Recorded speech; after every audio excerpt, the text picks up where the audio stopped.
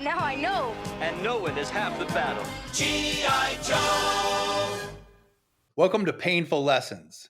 They've learned them, so you don't have to. You knew, the thing is, we practiced this, and you knew it was coming, and it's crazy. I didn't. Let's try. Okay, ready. Let's just go. It's Uno, dos, tres.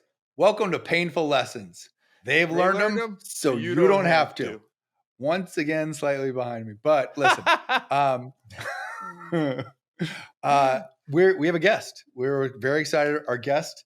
By the way, my name is Tyler Ramsey, and my name's Ben Goldhirsch. Spectacular. And we were with a guest that we love. His name's Patrick Dossett. Patrick, how you doing? Thanks, Tyler. Doing great. Thanks, Ben. Thanks for having me. Patrick is someone that doesn't need to pad his resume. He has like a terrific life experience. What was your very first job? Very first job was picking up cigarette butts at Skippy's Mistake, little bar in Arlington, for a penny a cigarette butt. I was 5 years old. My father was playing in a band at the bar at the time. Amazing. Yeah. Amazing.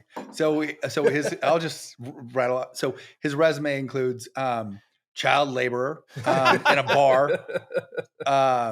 Fast forward to Navy SEAL. Yep. He also you worked for Google for a while. Google for a few years.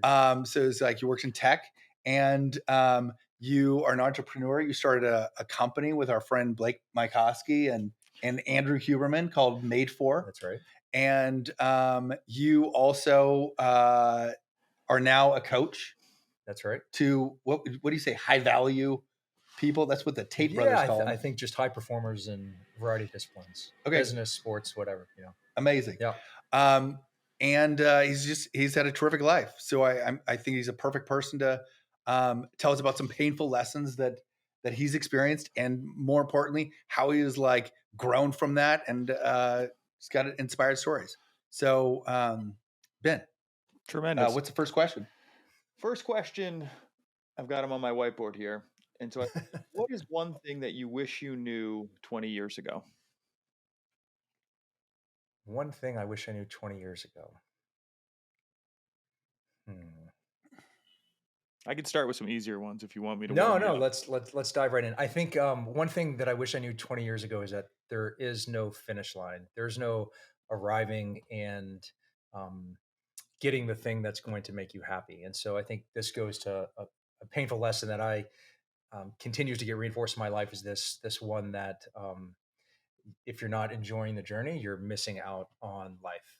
And so that's something that I wish I knew, because I would have enjoyed the journey much more than I did. And an example of that, so I went to the Naval Academy for university. My friends went to University of Texas, SMU, these kind of fun party schools. I went to a school where you had to wear a uniform, and there was all these rules. And I went there for this very specific reason. I wanted to be a Navy SEAL. And when I was meeting with a college guidance counselor, I saw there was a school called Navy, and I was like, well, I want to be a SEAL, so it makes sense. Let's go do that. And when I showed up, the only thing on my mind was, I'm just here to be a Navy SEAL, and I'm going to suffer through the next 4 years and ultimately, hopefully, get my goal of being able to go to SEAL training. And I did.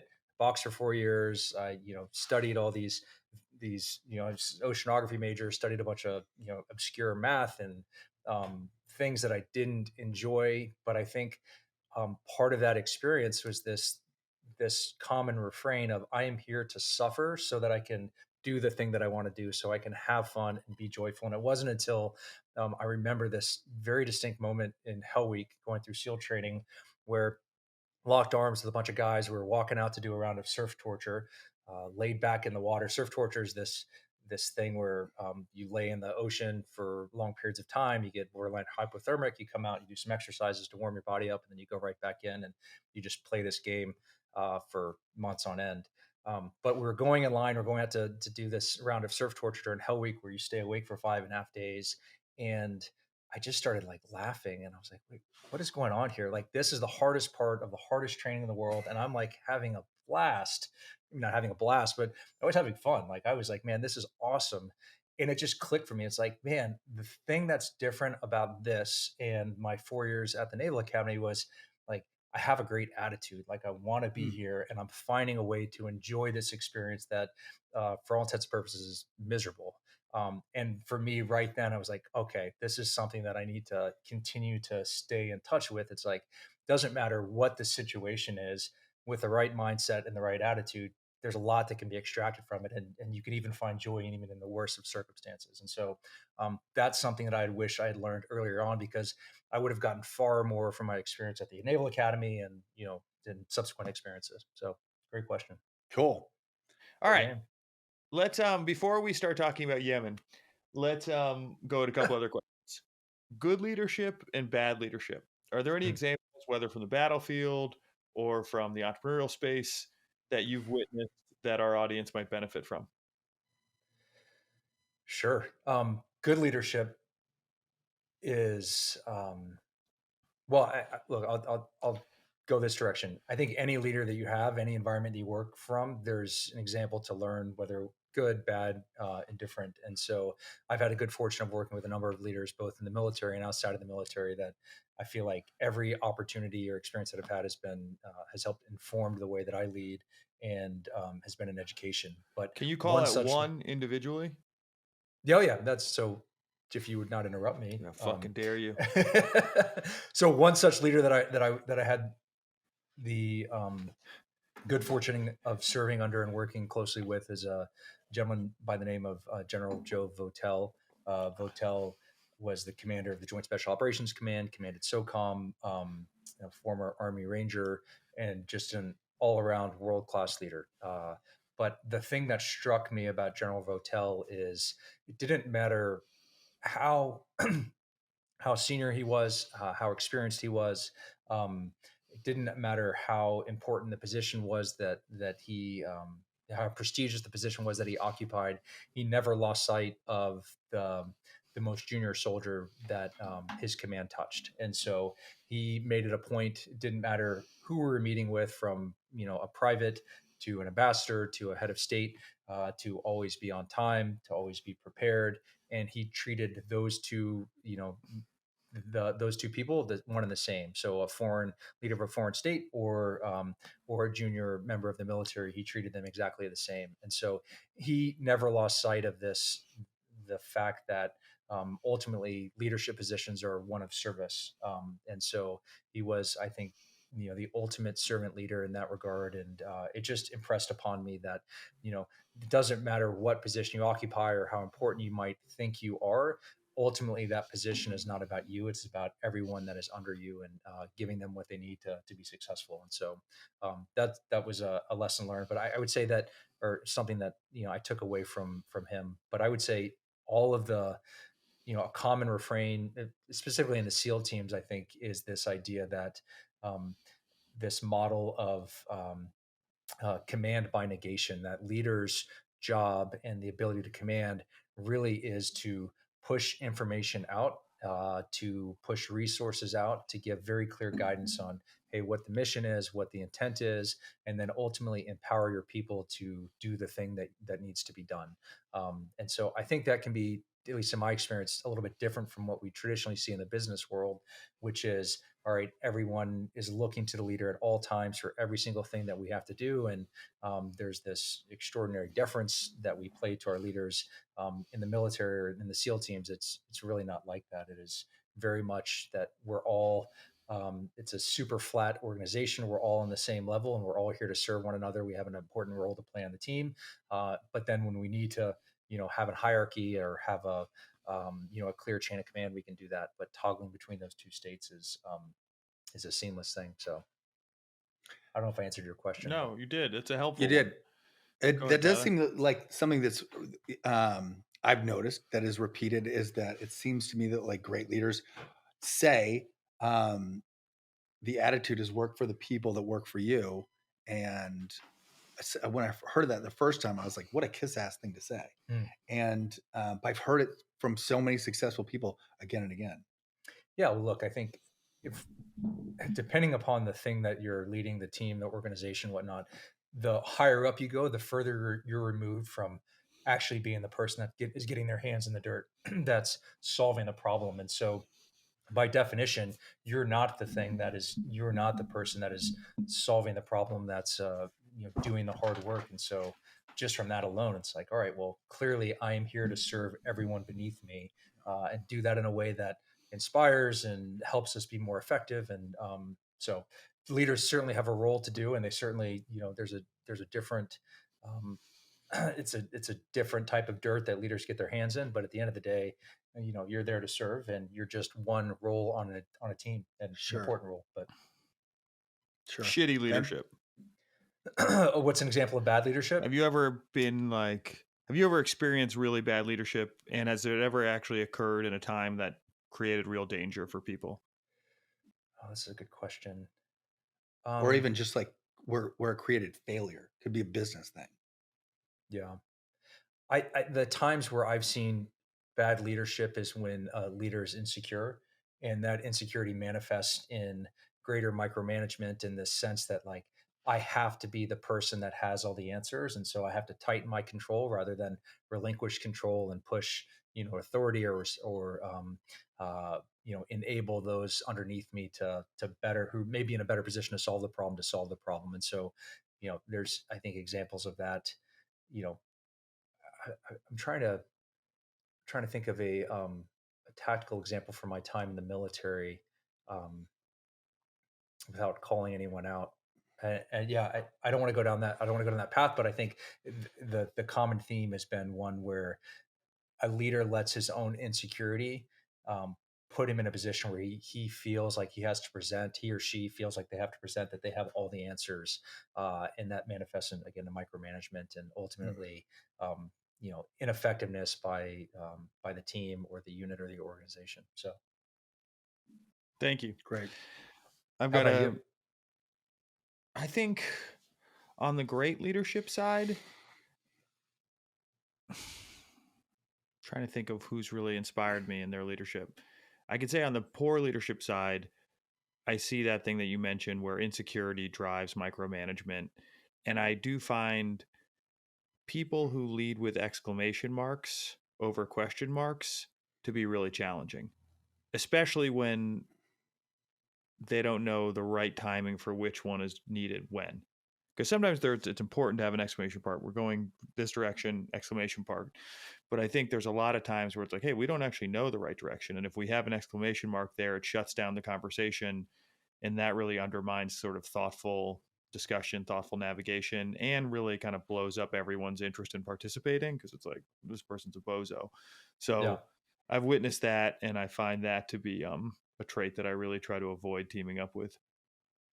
Yeah, I think, to your point, exclamation marks versus question marks, I think it goes back to the fact that you never have total fidelity or a perfect picture on, hey, what the absolute perfect decision is, or the right thing to do is. And so you do the best with what you've got. But the common refrain of, imperfect information executed with conviction is better than perfect information executed too late, I think stands true. And it's the job of the leader to balance that, to recognize that, hey, there are times and opportunities where we can get consensus, or we can get insight and understanding or learning, and really lead from a bottom up a method or an approach. And there's times where, hey, a decision just has to be made, and we've got to go and we've got to execute. But being able to exist comfortably in both of those states, with a recognition that at the end of the day, it's not about, it has nothing to do with me, and it has everything to do with what is the thing that makes our organization or our team most effective at solving the problem at hand. And so it's a good point.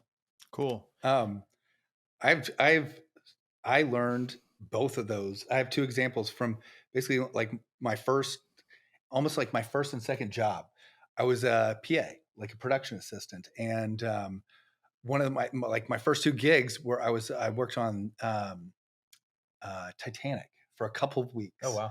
Yeah, Titanic for a couple of weeks, and Jim Cameron was terrifying. He was terrifying. I saw him yell at someone. It seemed so over the top, and I grew up with a lot of yelling, so it didn't.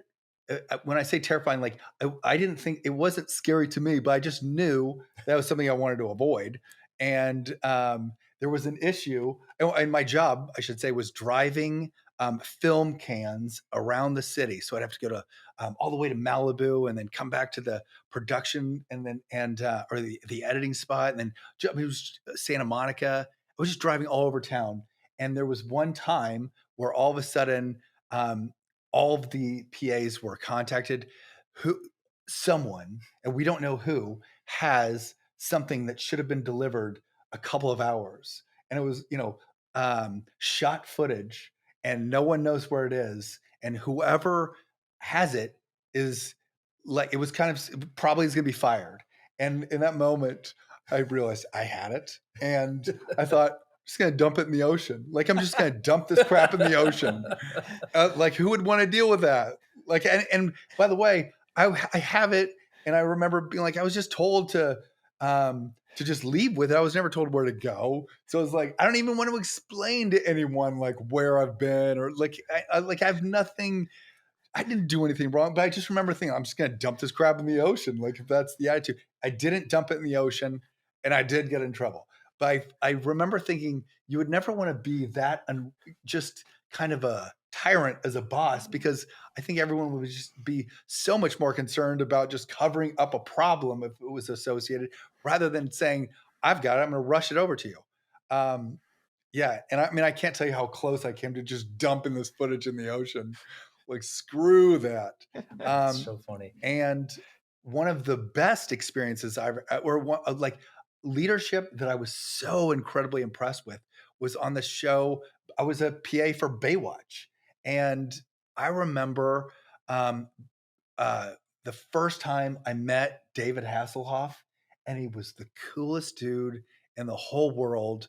And he was like, on set, he was nice to everybody, and everyone was aware it was his show. There were other showrunners that were also awesome, and I remember there was a time where it was like time to like clock out, and or you could go home. This has been like the longest day, and I just remember thinking, like, I don't want to go home. I would like, there's nothing I would rather do than stay long enough to find a situation where I can provide more value.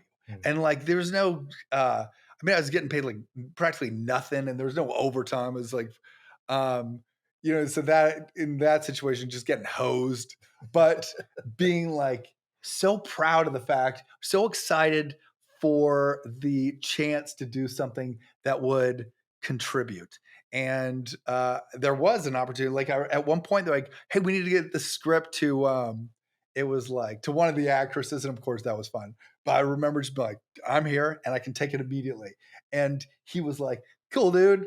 And when I was leaving, I was like, I think he really meant cool, dude. Like, that was cool what you just did, dude. And so that's like my best example of like great leadership. It's amazing. Yeah. It's amazing. Yeah. Yeah, it's cool when leaders can set the tone and inspire their people to, Oh my to God. act like that. That's awesome. God. It's great. Cool. Let's do. I feel like, Ben, you're on fire with these questions. You want me to keep What do you gunning got? them? All right. I think, and this is because we're friends, so I know that you've been to a few funerals that have been from teammates committing suicide. Mhm. And I'm like, I don't want to make sure I'm not misstating that, but is that true? And if so, how many? And then I've got a That is follow up. true. I can tell you in the last maybe 5 years, I've been to 6 funerals for teammates that have committed suicide. So how does that Average compare? about How does that one a compare to year. teammates who died in the field? I've lost a lot of teammates in combat, but I think if you look at the military as a whole, we're losing far more to suicide than we are to combat operations. What? So, What? Yeah. More Yeah. overall. 100%. More. Yeah. So can we talk? That's a absolute crisis. It's a big deal. And so maybe before, I'm curious what the military thinks is going on, but maybe before you talk about that, like, what do you think's going on? Like, why did the 5 or 6 friends that you just referenced, what did you see happen? And is there any common denominator that gives insight into what's afoot? Oh man. This is my own personal perspective. So I'm not speaking on behalf of the SEAL teams or the military or anything, but I think each case is maybe a little unique. There's some commonalities amongst the cases, but I think in all of them, the thing that holds true for me is that at the end, there was a temporary state of psychosis, like they were no longer in control. And so I don't Hmm. believe the teammates that I know, and again, there's some that have taken their life where, and it pains me to say this, but maybe one or two where you could see that might be in the solution set for them at some point. Maybe they had a predisposition to depression or substance abuse, or you could just see how that might have been in the cards. There are others who absolutely the last thing on earth would you think that they were going to take their life. Great families, great jobs, everything from the outside looked awesome. They were always the happiest, sunniest, disposition. They were just these amazing people. And so, again, I think for all of them, a commonality is at the end, there was a temporary state of psychosis that caused them to take their life. And so, um, Hmm. I don't think that final action in any way prejudice us against the lives that these people lived or who they were, because I don't think that they were in control at the end. So that said, I think what I have seen, and there's probably some elements of TBI, there's some element of PTSD that's happening, there's some element of a loss of sense of identity when you transition out of the military.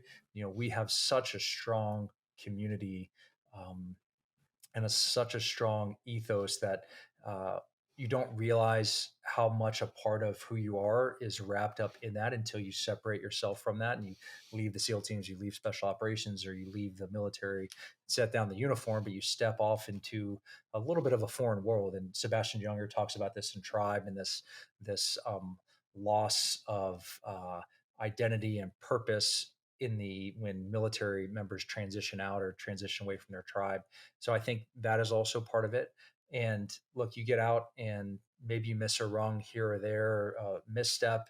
You don't, the transition is always hard, but maybe, and it's not perfect for anyone, but if you miss a step on the rung and you don't get a job, or you feel like you get knocked back a little bit, and then maybe that gets commingled with substance abuse, or you start numbing in ways that are not healthy, I think it starts a little bit of a vicious loop, and you can find yourself, on Christmas Eve taking your life when you have two young kids. And this example is someone that was an honor man in their buds class, which means they were the number one person that best embodied the ethos of what it means to be a SEAL and to be a Wow. teammate, right? And so, like the juxtaposition of someone that is at the top of their game and the best of the best, in one sense, not too many years later, all of a sudden on Christmas Eve is choosing to leave his two kids behind and take his life.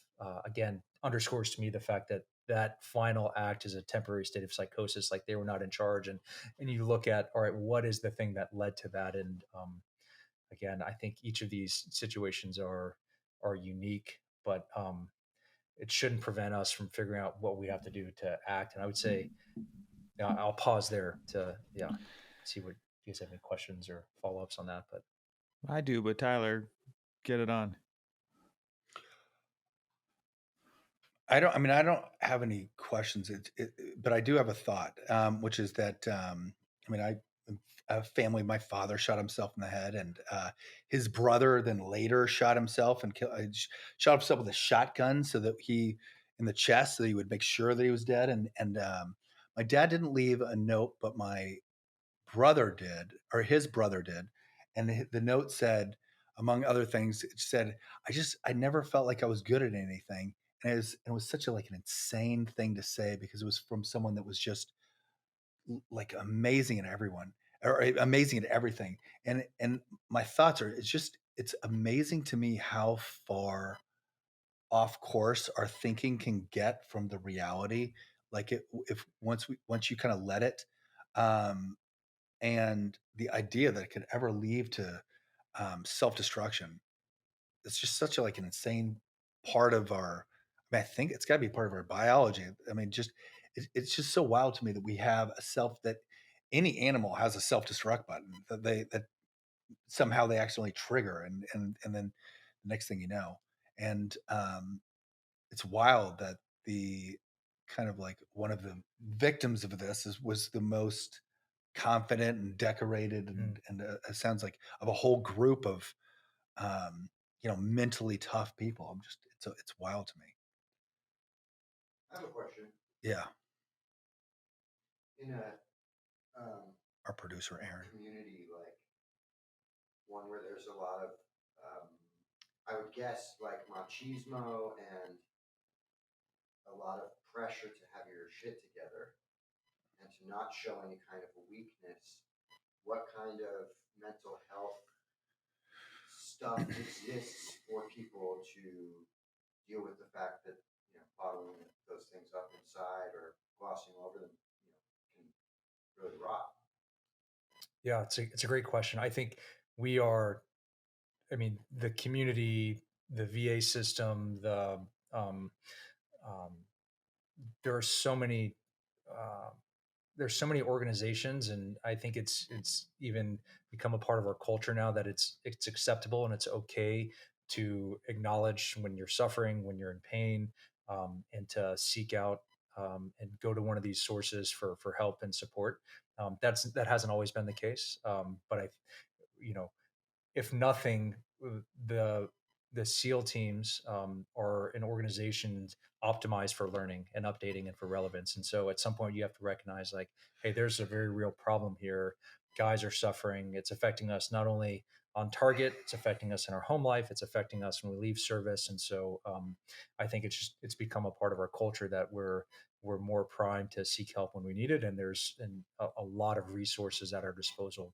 That said, there's still a part of, you know, SEALs that when they're going through where they're going through SEAL training or they're in the teams, like individually, we're probably very much primed to suffer in silence. And this idea that like, hey, just grit it out and bear it. And you never want to, in some respects, you never want to feel like you're a burden to your teammates or a burden to your team. And that's a delicate balance to strike. But hopefully, this is something that we've come a long ways on, and I think continuing to work on. And because at the end of the day, the thing inside the SEAL teams that matters most is: are we successful in conducting our operations? Are we successful on target? Because that's what we're charged with doing.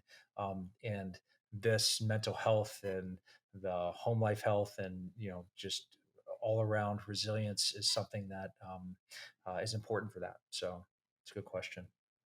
And to your point on um, just the fact that someone might be suffering, or that that we get so distorted in our thinking. I think a prime example of this is like, if you think about the spectrum of mental health, on one side, hey, we're our most resilient best self, we're thriving, living our best life, and at the other end of the spectrum is no life.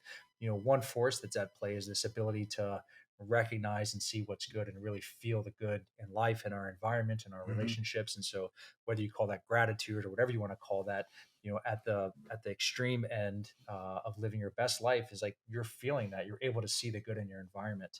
But the opposite end of the spectrum is not a lack of gratitude, or not a lack of an inability to see what's good. It's actually, you've trained yourself to fixate and ruminate on what's bad. And then you can start to see like, all right, I'm going down this cycle, and it's not a smooth curve down. There are like some step function changes that like at the end, you just fall off a cliff. Because not only do you feel like, not only have you trained yourself to fixate on everything that's bad, oh, I'm not in service to people, or I can't do anything well, or like, woe is me, like the world's against me. But in that loss of ability to see what's good or to focus on what's bad, you're also losing agency. It's like, I've lost the ability to control my environment, and at the very end, the terminal phase of this, I've lost my ability to control myself, and so I go away. And that's challenging, but it's all the more reason why. And I think this comes back to a painful lesson that I've learned, and I continue to try to stay connected to, is that this failing to act. This, we oftentimes, I think, I'll say for myself, I find myself thinking that the opportunity I have today will be around tomorrow, and that just isn't the case, right? We don't know how long we're going to be alive for, but we also, we might think, all right, I got that friend, whatever, they're having some issue, I'll call them tomorrow. I'll get to it the next day, the next day, the next day. And like, at some point, those opportunities are no longer available, and so that's something I always try to stay connected to. Is like, what are the opportunities available to me today? What do I have to do to get into action around those, and do it? Because those same opportunities might not be there tomorrow. And, there's big consequences to that. The least of which is just Yeah. missing out on, everything that life has to offer. Yeah, I think that's the takeaway. If there is one, that's the takeaway. Fucking A. Sorry to take it to that place. No, I'm Yeah. glad we're having this. That's Is a productive talk. yeah, Yeah. no, I think this is an important topic. And look, we could sit here and wax poetic about a bunch of different things and not have a meaningful conversation. So I'm glad we're talking about these things because it's important, it's meaningful, and hopefully someone out there hears this and maybe they're struggling or they know someone that's struggling. They find a way to get into action around this. And so, yeah, I think if anyone listening finds himself in a place where they're starting to focus and fixate on what's bad, and God help you if you're spending a lot of time on Instagram or like social media, like it can take you down that path. But if you find yourself constantly ruminating on all the things that are bad in the world or bad in your life or whatever, that should be a sign to you to reach out and get some help. And likewise, if you know someone in that state, take some action, because the opportunity you have to reach that person might not be available tomorrow. So I mean, I think just the message alone, like suicide is not just for pussies. Like you don't have to have, like, if you're feeling that way, you're not alone. There are people, some of the toughest people on the planet have experienced the same thing that you're going through. And some of those have done it, have killed themselves.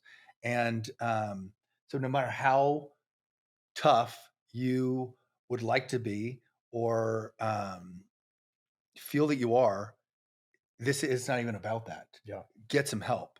And the sooner that any type of negativity is put on that, or idea of weakness is put on that, I think that's going to bring more people out. It's like, that's a terrific thing. Yeah, the image that always comes up to me is like, if you think about, the more healthy you are, the greater your mental health, and ideally the more resilient you are, the more shocks you can take, the more setbacks you can take, and you can bounce back and grow through challenges and grow through adversity if you're mentally healthy.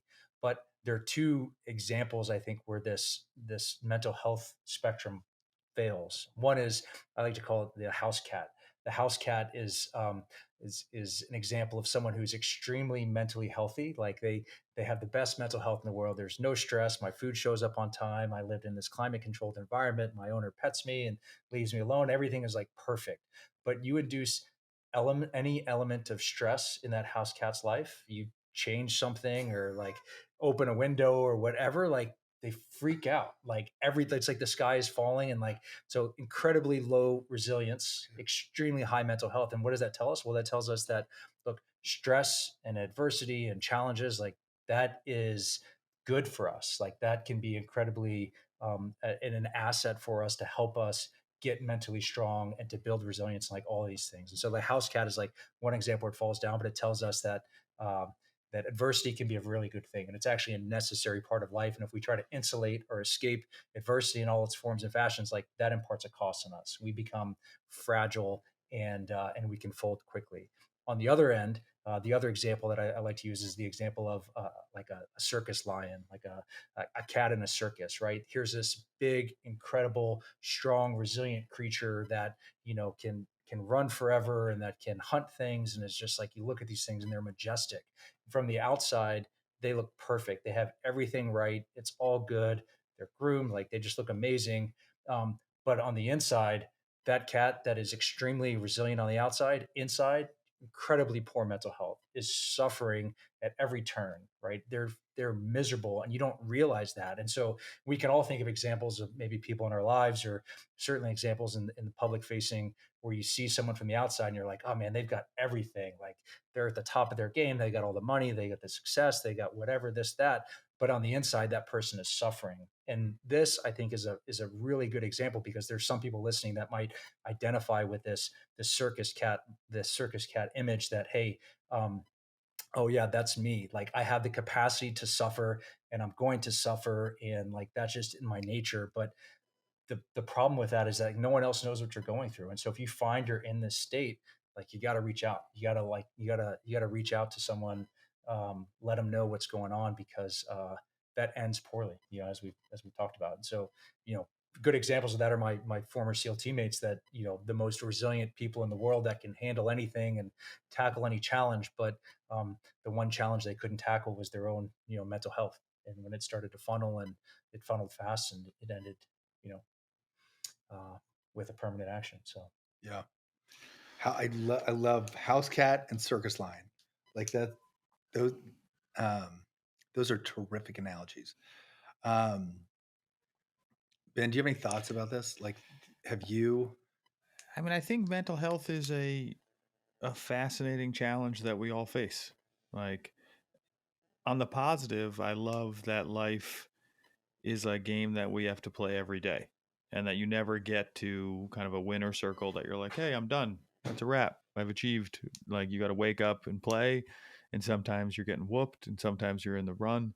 But yeah, uh, I knew some of the statistics that you were talking about, and I can only imagine what the experience is moving from, being the tip of the spear, having billions of dollars of assets under your management, having the kind of respect of the whole world kind of channeled on your shoulders, and kind of the missions of such import, and then dropping back into a culture that doesn't have as strong of a kind of a value system.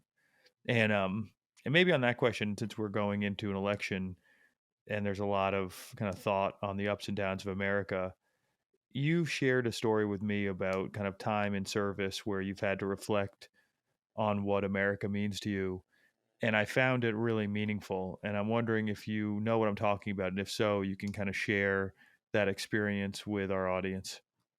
yeah, I think you're talking about a time for my first deployment to Iraq, and this was in 2005.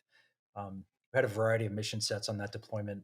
The first of which was to keep the prime minister alive. The SEALs were tasked with keeping I think, top 4 or 5 heads of state in the Iraqi government alive during the course of elections, and um, giving Iraq a chance to create a democracy in their own image.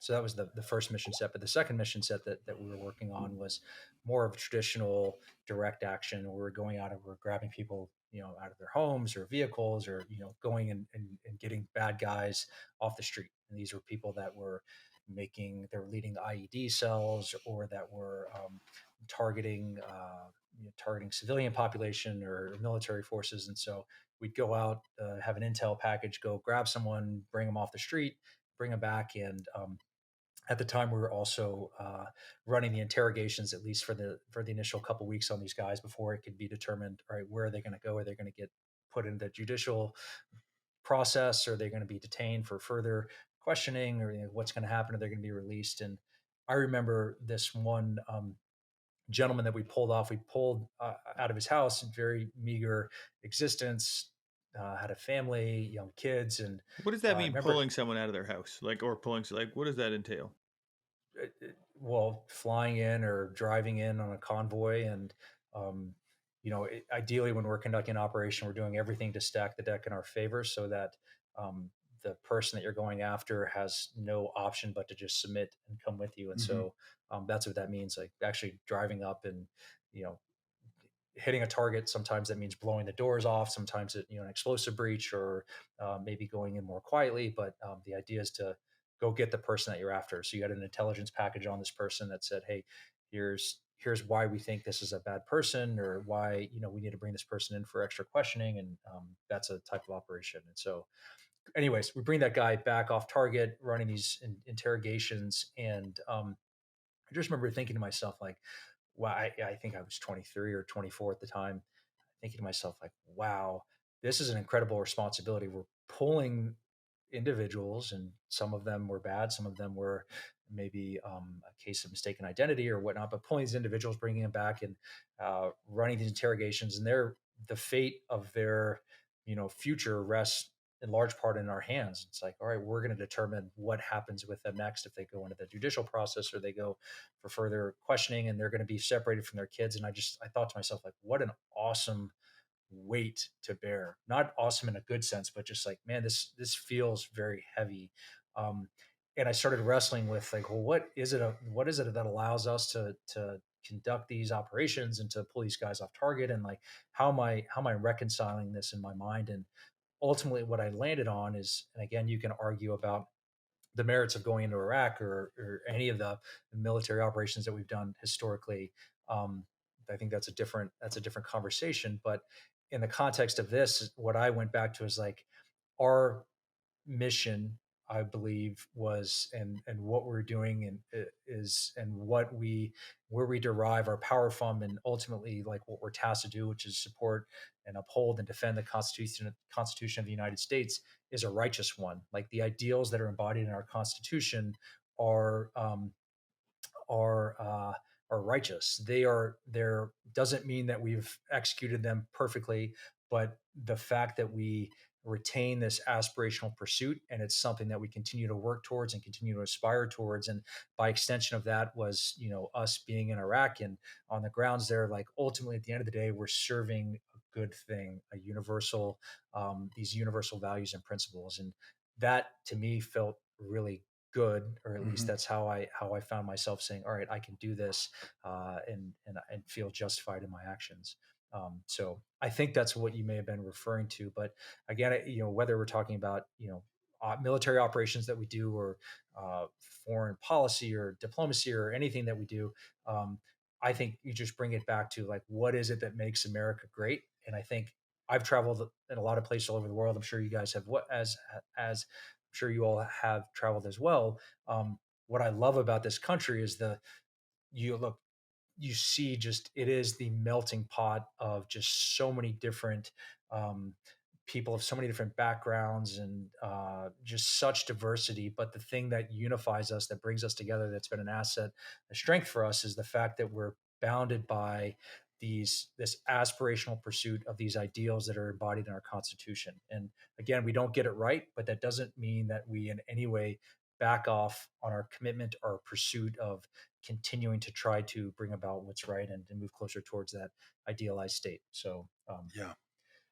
anyways, I don't know if that's what you Yeah, wanted, Ben, but that's what I was talking about. yeah, And I appreciate that. And I do think it's a special country that we live in. And so thank you. All right, Tyler, you got some questions, USA. or you want me to keep USA. slinging? You know what? I'm just going to throw a question in there, which is like, I think that I think we would be remiss if we didn't get to this. How did you meet your wife? Like, I think that you have a really amazing story on how you got together with your wife, and I hope I'm teeing this up properly. I think it's awesome. yeah. And Well, I first met my wife. She doesn't remember this, but I first met my wife at a bar in like 2005, 2006 in Austin. Um, we were doing a training trip in San Antonio. We are going to driving school. We were driving these cars around and crashing them and having a ton of fun. But we got the weekend off, and my troop went up to Austin, or a few of us from the troop went up to Austin to have a good time. And one of my co AOIC, assistant officer in charge of the platoon, sister lived in Austin, and so she was running a bar there, and we went and had this great time, and it was awesome. And that my co-AOIC my AOIC, his name is Jonas, and Jonas ended up becoming one of my best friends in the SEAL teams. It was his sister that was running that bar at the time. So had a blast. I remember that. She doesn't remember that. Fast forward a few years later, I left the SEAL teams. I'd been out for about a month, and Extortion 17 was shot down in Afghanistan. So what is that? yeah, so Extortion 17 was a helicopter was conducting a special operations mission in Afghanistan. We had 30 U.S. service members on board. The the SEAL contingent, being the largest contingent, was led by my best friend Jonas, and we had an entire troop from one of our SEAL teams that was taken out during that that operation. So they were responding to some Rangers that were in trouble, and they were going to help those guys out. And the helicopter got shot down and crashed, and everyone died. And so that was a month after I had left the teams. So I went back. At that time, I went back to Virginia Beach and was with some of the families of the fallen, and just try to help out and grieve and mourn and do all the things that that were part of that. I think we went to 12 or 13 funerals over the course of a couple of weeks to end it in Arlington Cemetery with a big memorial service for everyone. But at that time, I reconnected with with Jonas's sister, and kind of became friends. And then over subsequent months and years, that friendship you know turned into a relationship and turned into a marriage, and now we're married happily, albeit exhausted with our 3 young kids. And yeah, that's how I met my wife. It's awesome. Wait, so when did you go from I'm really sorry this happened to like, hey, do you want to go out? It just happened over time. There was a friend of mine, another former SEAL named Clint Bruce, uh, was had this event around Memorial Day called Carry the Load. It's since become a national movement, but it's a different way to remember or to celebrate Memorial Day, and it's all about bringing people together. You carrying a weight around for 24 hours and just kind of walking, but it's a way to really feel the weight of service for those that have passed and to celebrate this day. And so the Carry the Load event happened to be where she would come up from Austin. I was there in Dallas, and the epicenter of it was in Dallas. And so we'd connect there and walk together and have lots of conversations, and it just kind of built from there. So it was a very natural progression. But I mean, I'm presuming Jonas would endorse the marriage and everything, and he'd be happy with it. But I think there's no surprise. Jonas was one of my best friends in the SEAL teams. There's a lot that I see from his sense of humor and his style that I see in my wife as well. So it's kind of a, I don't know if it was destiny or whatnot, but it is what it is. And we have a happy family, and so it's good. What if you had a dream and it's like, hey, Pat, it's me. By the way, don't even think about it. Oh man, yeah. He's like, I've been trying to get this message to you for a while. I hope I'm in time. We don't have a lot of communication back and forth, so I just was able to break through. I just want to say, don't even think about it. Oh man, yeah. I don't know. You better come back in physical form and tell me. Otherwise, was that the what was the plane called? The Extortion helicopter? 17. Is it a helicopter or a plane? The call sign was a helicopter. Helicopter. Yeah. Extortion 17. Mm-hmm. Is that the largest loss of? It was the single largest life of U.S. service members in Afghanistan, I believe. Yeah, to date, in one instance. Yeah. Was it like just like one kind of lucky shot, or I mean, what was how? Yeah. Look, I think we, since 9/11, I say we, meaning the special operations community, SEAL teams, have just been conducting, thousands and thousands of operations, right? And so at some point, lightning is going to strike, and lightning struck in this case. What you had on that operation were some of the most talented, quiet professionals the world has ever seen. I mean, you put them up there with anyone over the entire arc of human history in terms of warriors and their lethality and their effectiveness. Like, these are the best of the best. And in this particular instance, those guys ran the calculus on risk reward. All right, hey, we had to go help these guys. These are the assets that we have. Like, how can we, does this make sense? And there was no one in a better position to make that call than those guys. And they went. And it just so happens in this case, there was someone with an RPG that was in the right place at the right time and fired a lucky shot, and took the helicopter down. But yeah, it's I think it doesn't matter how long you spend in special operations. At some point, you get, I don't want to say used to, but losing guys becomes you get accustomed to losing 1 or 2 guys a year. It's just the nature of the business. You try to mitigate risk as much as you can, but there's structural risk that can't be mitigated in this line of work. And we all know that going in, and we accept that risk, and we go forward anyways, because we believe in the righteousness of our mission and our teammates, and the cause. And so things just happen. And sure, in this instance, lightning struck, and that's the way it goes.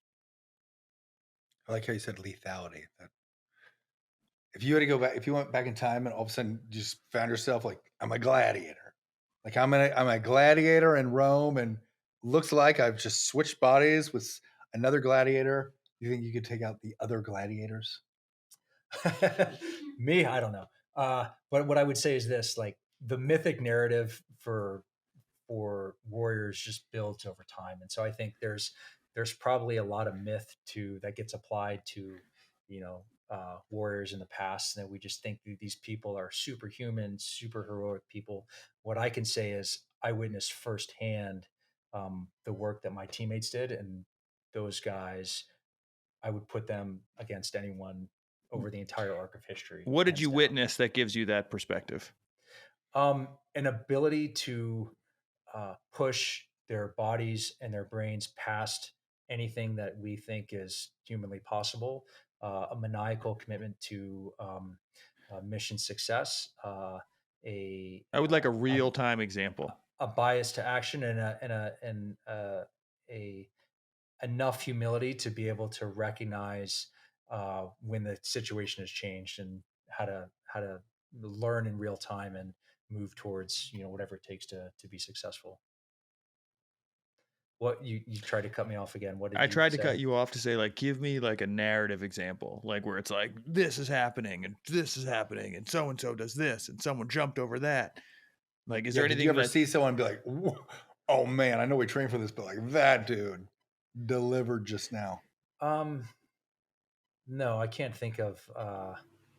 I think what you guys are looking for is like the final shot in the movie scene of like one individual doing something extra heroic, and I can't say that nothing like that comes to mind. But what comes to mind is all of the small things that have to happen that like almost go unseen. And so I think we place great weight on that final heroic act of like superhuman strength, or this amazing shot, or whatever the scene is that we want to try to play out. But we place less weight on the volume of all of these small, almost seemingly inconsequential decisions that nudge us towards eventual success on target. And so again, whether that's in Afghanistan or whether it's in any of the places that we've worked, look, I take for example what's this is real time, but we had um, a group of SEALs doing operations in the Gulf of Aden, doing maritime operations, trying to interdict the flow of weapons and warheads and munitions in and around the Gulf of Aden, that would later be used against civilian targets or be used against commercial shipping lines. Our guys were conducting an operation, and two of our teammates went overboard. One fell off a ladder, hit his head, and went into the water, and the other teammate jumped in after him, because that's the way we roll. We're like, you're always with your swim buddy. You never leave your swim buddy alone. And so the other gentleman jumped in the water. The other teammate jumped in the water. This was in the middle of the night in a high sea state, jumped in to be with his swim buddy. There was no thought of like, hey, are they going to be able to find us or like whatever? It's just like, no, the right thing to do is I go with my teammate. And so right now, this was, as the time of this recording, these guys have been in the water for almost 4 days. We're still looking for them. But I can tell you that that teammate that jumped in, he wouldn't do it any differently. He would do the exact same thing. Knowing whatever the outcome is may be, he would have done the same thing because it was the right thing to do it. So I think that's an example of like just the caliber of individuals that we have in our community, and the way that we work, and the way that we conduct ourselves. So, and God, man, I hope we find those guys. We're actively looking for them right now. So, but again, we can't always determine. We can't control how things end up, but we can control how we act in the conduct of these operations. And again, no one in that operation, I don't think, would have done anything different. I think they would have played it out the exact same way. So Yeah. That's a beautiful way to frame it. And yeah, hopeful the outcome is what you hope it is. You served in Yemen, correct? I did. What's your view of what we're witnessing there? Are you surprised? What's your experience in Yemen? Like, I've never been, obviously, but what was your time there like? Let's see. When I was there, this was in 2000. Let's see, 2009. I think I was the first time that I was there. 2009, 2010. And at the time, there was a power struggle going on. So Anwar Salah was the president, and uh, was basically ruled Sana'a, the capital, and some of the outlying regions. But there was Yemen is much like a lot of places over there, very tribal, and so you had tribal elements all across the country. But the main center of capital and commerce and seat of power was the capital of Sana'a. And there's a great book called "Dancing on the Heads of Snakes" that kind of talks about uh, the Saleh family and their hold on power. And I think the title is like perfectly describes it. It's like this is what nothing is stable. It's like this game that is always being played out. And so Great title. my experience of Yemen was just that. When we were there, we were when we're working anywhere, it's to ensure that force can't be projected outward against our allies or U.S. U.S. or host nation forces, and so that's what we were doing. We were working with folks there to ensure that wasn't happening.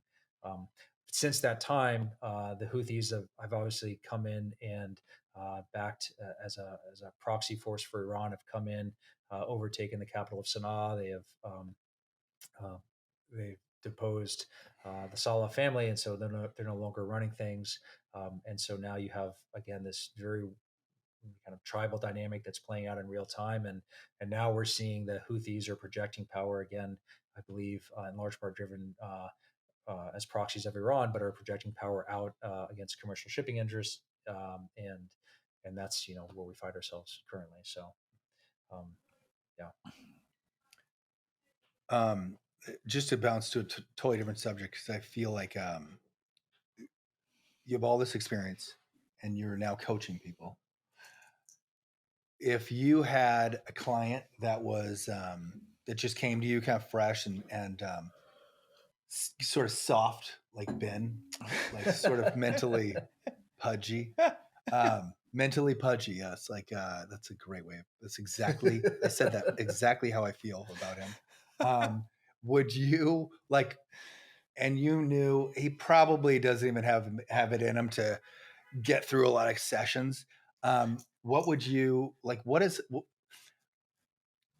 if someone is just having a little difficulty, like has stepping up?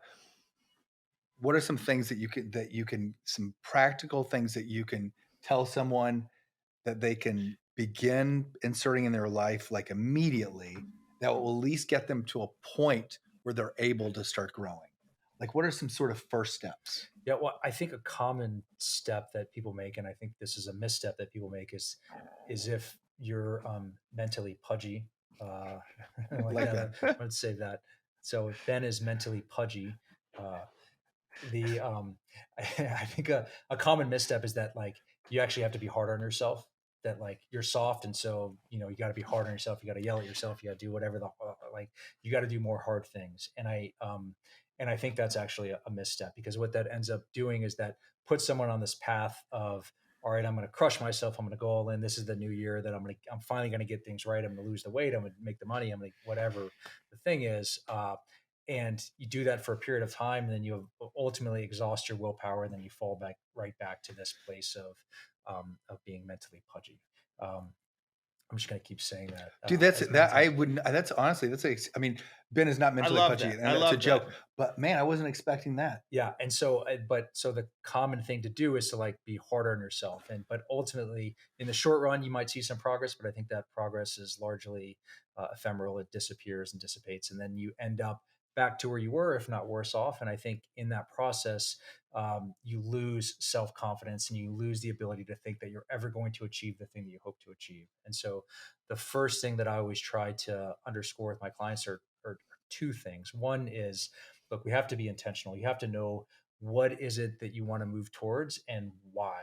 And it can't be like, hey, a finish line of, hey, I've got to make $1,000 more, or I've got to, get this job, or I've got to like, run faster, do more pull-ups. Like it can't be that. Like what's underneath the hood, like that thing that if you're able to change about the way that you're experiencing life or the way that you're showing up, all the downstream effects of that are positive for you and move you closer to what you want to be. And so one is like very clear on what the intention is and what you want to work on, followed closely by, and this is different from what traditionally you might hear, is like, you've got to be a better teammate to yourself. And that means, I think, having an ability to exercise self-compassion and grace, this idea of undeserving kindness, right? I think we all recognize that this thing where we can be such great coaches and teammates and inspirational to our friends and family members and everyone else, but like inside we're just complete assholes to ourselves. Like we have this voice of like, you're not good enough, you're not worthy, you're not whatever. And like my focus with everyone is like, hey, like figure out how can you be a better teammate to yourself. And I think that starts with grace, because look, the goal is not not to say, hey, I'm on this path and I'm gonna change it, now I'm gonna be on this path. The goal is really to say, all right, how can I maybe just nudge it a little bit and recognize that I'm gonna cycle, like I'm gonna fail, I'm gonna fall short, and instead of like using that falling short as an opportunity to completely fall off, is like, how can I find a way to be kind and like bring myself back on course? Like, what's that thing that I care about? All right, I'm gonna move back towards it. I'm not perfect, and fuck, Navy SEALs aren't perfect. They kill themselves. They fuck up. They make all these mistakes. And like, that's part of it. It's like, how can I be kind and how can I oscillate along a better trajectory that ultimately allows me to experience life where I can handle challenges, I can handle setbacks, but I can in real time enjoy my experience and move closer towards the things that I care most about. That's awesome. That's all. Really, I mean, that's awesome. I wasn't expecting this. How can I be a better teammate to myself? I think that that's amazing for anyone, even if they're trying to abolish certain self-destructive behaviors, or if they're trying to just level up. I think that isn't said enough. I think that's the subject heading of this episode. Hey, I agree. I mean, that was terrific. You know, I know that I respond to a certain blend of get up, fucker, and also, hey man, listen, I love you, dude. Let's come on, let's go over here. And I think that I responded to a bit of both, but my internal voice, like my internal talk, is more towards get up, fucker. Why did you do that, you idiot? And I so much less than it used to be. But I think that you know, if you really can think of yourself as a teammate for yourself, I mean, that's profound. I think that's just in life. I mean, I think one, you have to start with something that's so obvious, which you have to enjoy who you are. I think you have to really love yourself. And I think that the only way to love yourself is also to have a certain grace with yourself. I know I'm more forgiving for anyone around me than I am for myself. I think that's true, but I don't know. I mean, for me, I do a real eureka moment going through something in my recovery, where all of a sudden it was kind of going through all this stuff, and then I was like, man, I'm gonna go back to I think I've been through all this stuff, as a lot of it's hard, but I think that I love myself, and I kind of went from. You may remember in school there was a period you go through is like, or like things in school where all of a sudden you're given a partner, they just put you with a partner. And I remember several situations like, dude, I don't want this idiot, my biology partner. Like, I don't even enjoy it. And sometimes in my life, I felt like I've been with a partner where I'm like, this guy's gonna screw it up. And something happened where I'm like, I love this guy. I love this guy. And so I think that it's, if someone doesn't have that, they can't even ever be a good teammate for themselves. If you don't trust yourself, if you don't enjoy who you are at your core, or something like that. So I think that is a step that you didn't mention, but I think just going through any type of self-work, if you think of it as like you're just be a good teammate to yourself, I think that's really profound. Great. Yeah. I mean, I have a teammate on this podcast, Ben, who's mentally pudgy. Well, yeah, mentally pudgy. He kind of drops the ball all the time. It's like I wouldn't say totally unreliable, maybe, because he I think sees to some of his own needs. But yeah, if it comes to a group dynamic, Just a great teammate to myself. Others, So, yeah, never. decent. Yeah, really sees to his No, own it's needs. amazing hearing something that feels very kind of specific to ourselves being something that perhaps is universal, like that we're kind of shitheads to ourselves, and that we would never accept someone treating one of our friends the way we might treat ourselves. We'd be like, back the fuck off. How dare you say that? It's such an unbalanced view. So it's cool to hear that perspective. All right. I mean, do we want to get more in here, or do we want to just call it? This has been great. Right from the producer, Well, Aaron. this could be done off the air, but I'm not a religious person, but I grew up in a Jewish family, and I grew up going to temple, specifically high holidays, what resonated with me. And there, at Yom Kippur, is the practice of atoning for your sins.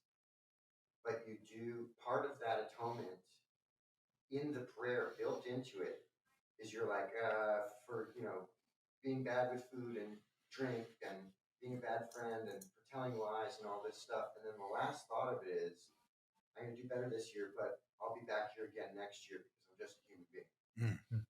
I've always loved that. I thought that it's like I'm going to do the best I can. I'm going to think about it. I'm going to be conscious. I'm going to try to make these changes, but I'm going to give myself grace. That's awesome. Pull it off. Isn't that nice? That's good. I like there that. are certain things in these antiquities that you say for all of humanity. It's like some of these truisms have been around forever, and we find them Forever. in our own ways. But Yeah. grieving, like